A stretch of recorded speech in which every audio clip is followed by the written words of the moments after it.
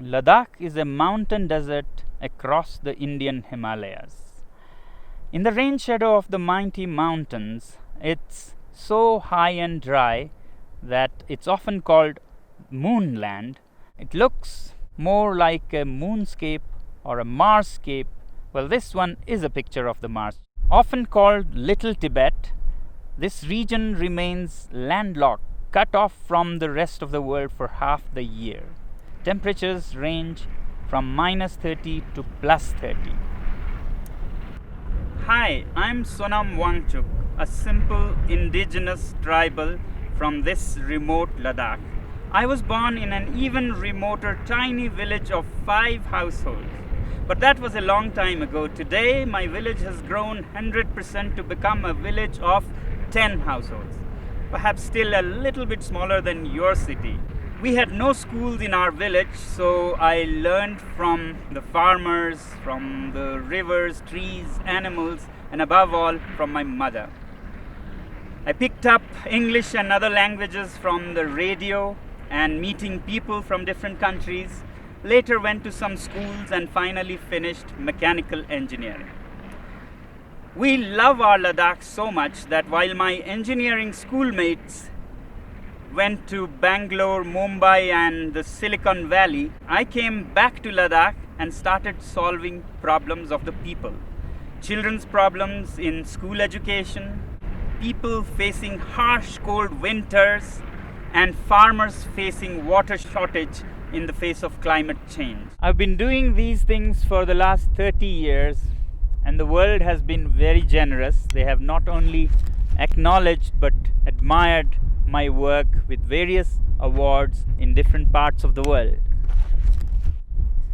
But today I have come here not to talk more about these things, but to share with you a bigger challenge that Ladakh is facing and to seek your support in solving our problem.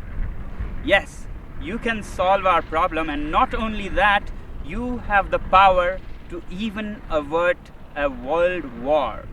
Let me explain how. This is Ladakh. You see the famous Indus River flowing, and over there the dark mountains. Across that are the valleys of Nubra and Changtang, where we share our border with Tibet, which is now occupied by China. You may have heard that for the past few weeks, Chinese army has intruded deep inside Indian territory. This has been happening over years, and our shepherds who raise the famous Kashmir goats have lost a lot of their pastures and are in deep trouble. Now, the Indian army is there in large numbers across those mountains, matching China's soldier to soldier, bullet to bullet. But I don't think that is a solution. Both these countries are nuclear powers, and push comes to shove, India doesn't need all of its 160 nuclear weapons to raise all Chinese cities, and vice versa. And that could soon escalate into a full-fledged world war, World War III. Therefore, I have come to seek your support in solving this. You, my friends, have the wallet power, which in this case can even diffuse a bullet war between different countries. Let me explain how. To understand your power, let's first understand what China is doing and why and when. Although China claims that Indian soldiers intruded into its territory, it could not be a coincidence that at the same time, in the months of April and May, Vietnamese decide to bother China. Taiwan and the US Navy also decide to bother China. And the timing is important. This is the time when the whole world is dealing with the pandemic. Who would even think of border disputes? But one country has serious reasons to do that, and that is China.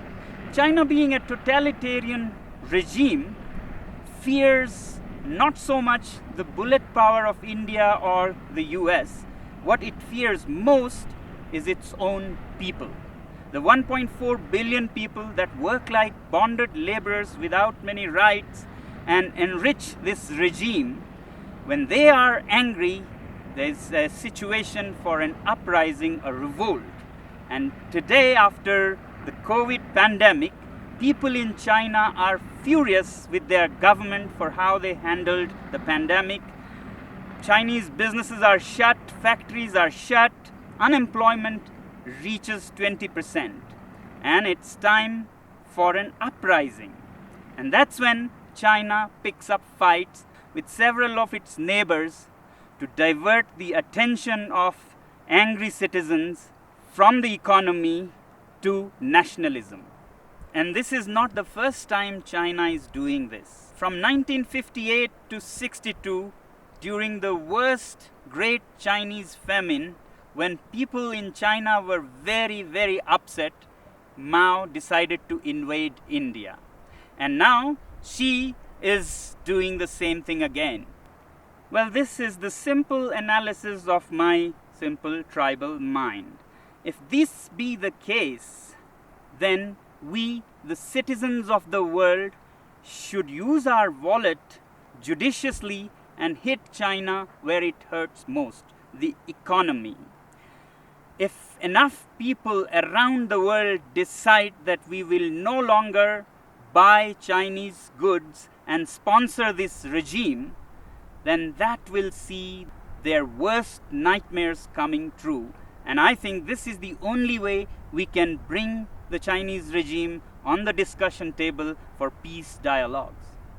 We must always clearly remember that when we say China, it's the regime and not the civilization, not the people. In fact, the Chinese people are themselves the greatest victim in this. And that's why, my friends, I've come to seek your support.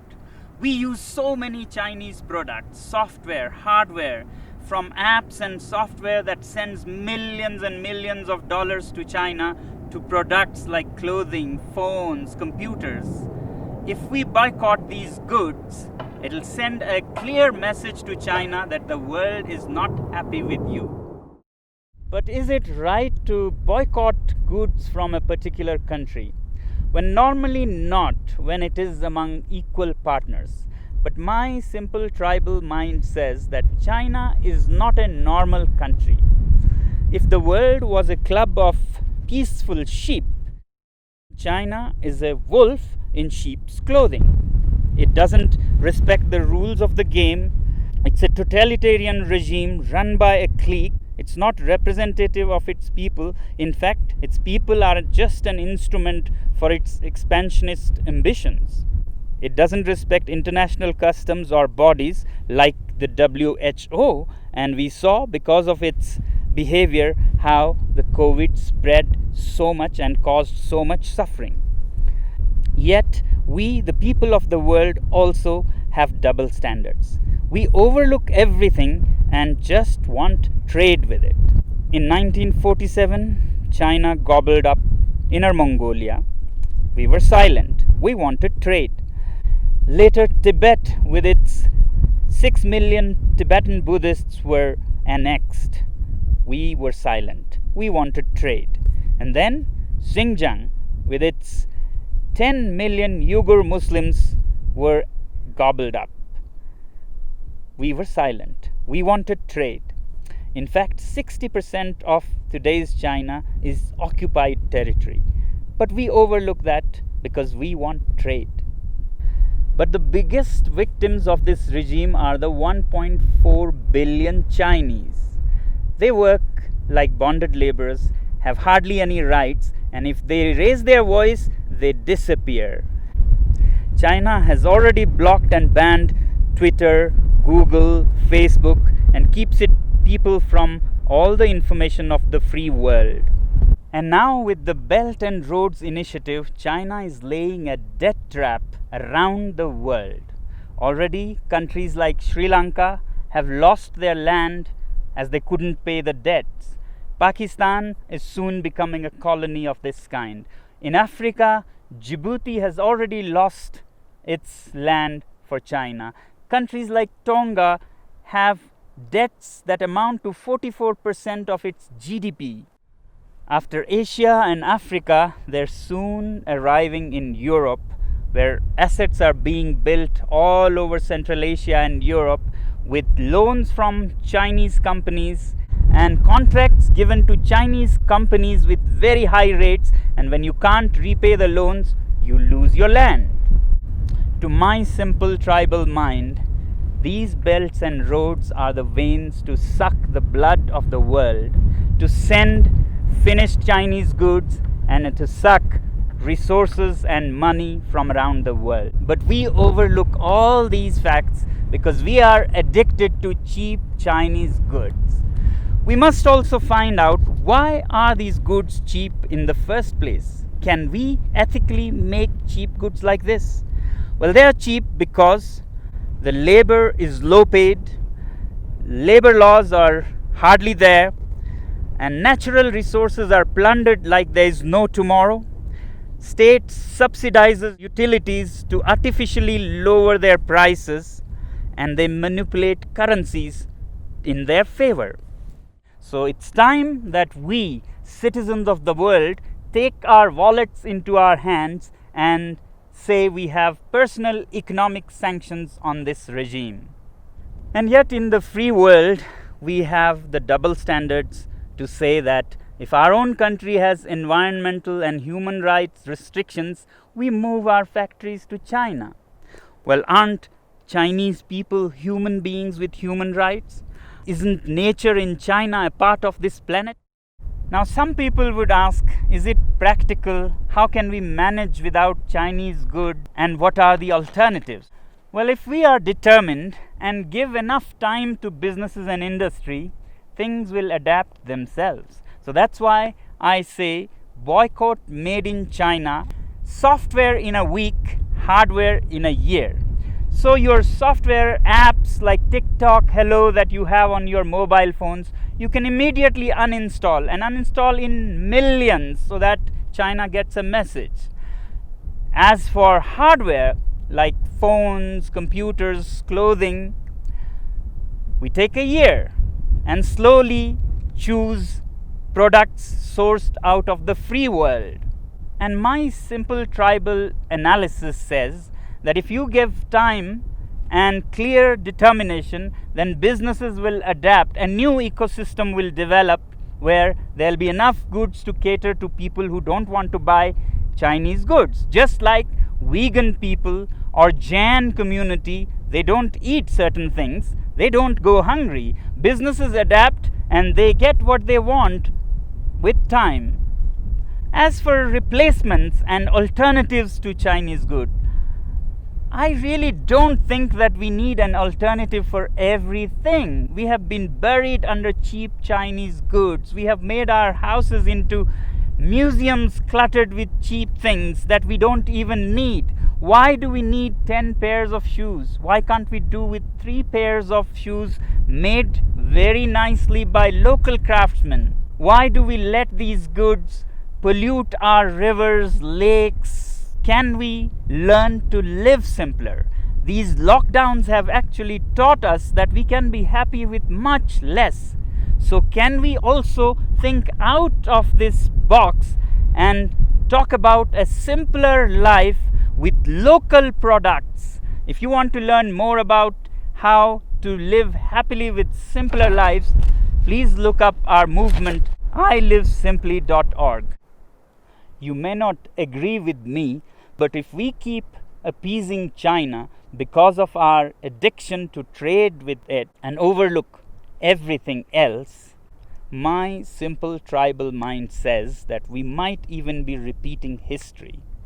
How in the late 1930s, the British government led by Chamberlain kept appeasing Hitler and giving in to its demands, finally led to the Second World War. If we continue on the same path, we might either be leading the world to a third world war or a world dominated and colonized by China. Let me help you understand further what our addiction to trade with China can land us into. Here's a story of the great Indian monkey trap. Man puts a sweet bait into the pitcher and then ties this pitcher to a tree with a very small opening. And the monkey comes, puts his hand into the pitcher, grabs the sweet. As it closes its fist to grab this bait, the opening is so small that a closed fist cannot come out of its mouth. But the monkey does not understand that all it has to do is let go of its little booty to free itself from slavery. It struggles and struggles to get its hand out, but doesn't open its fist and let go of the bait. Continues for all night, and in the morning, the shrewd hunters come and catch it, all because of its attachment to its booty. I hope we are more evolved than monkeys and can let go of such baits. Well, this is all that the last citizen from the remotest part of the planet can say. The choice is yours.